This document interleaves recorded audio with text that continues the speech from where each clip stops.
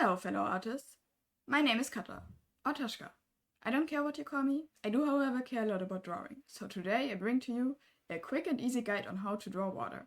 I may be a dehydrated bitch at all times, but that doesn't mean I won't acknowledge the HTU in other ways. So before I show you how I draw the wet, some side notes. I use Clip Studio Paint and all of my brushes are pre-installed. You can absolutely do it in any other art software, but I'm not familiar with the brushes and tools in those, so you might have to find alternatives that do the trick. Anyway, about drawing the blue soup. First of all, you fill in your canvas with a gradient, like this.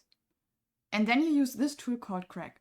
It is of utmost importance that you also struggle to find where the tool is saved, like I do here. Once you have it selected, put it on a large size and pick the light blue and draw some cracks. Blur the cracks with the blur tool, but not until after you accidentally select the wrong tool and then proceed to struggle again to find the tool you actually wanted. It's important for the process, trust me. Next, I readjusted my cracks a little to a more interesting perspective, but that all depends on the drawing you are working on, of course. I made some minor adjustments to the lines here and there, but for the simplicity of this guide, I didn't go too overboard.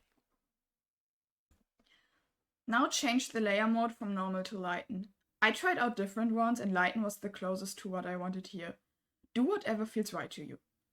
Copy and paste the layer and put the lower layer of the two of them on either multiply or linear burn. Again, whatever feels right to you. Select the layer and drag it lower than the top one.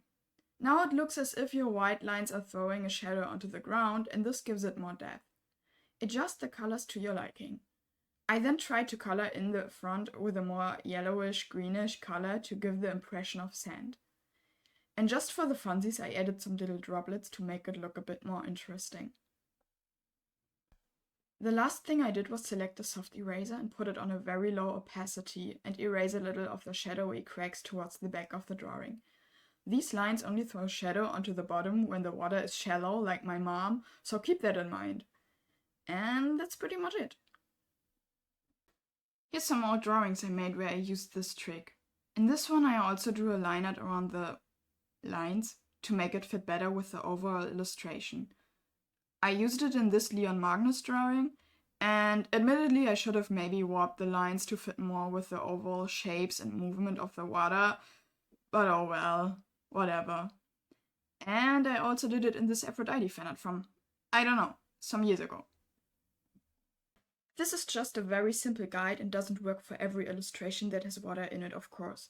If you want to paint cool and dynamic waves like Ivan Ivasovsky, then sorry, you're on your own here.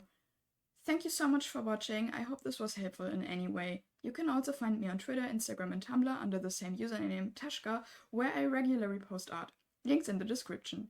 Remember to drink water and bye bye!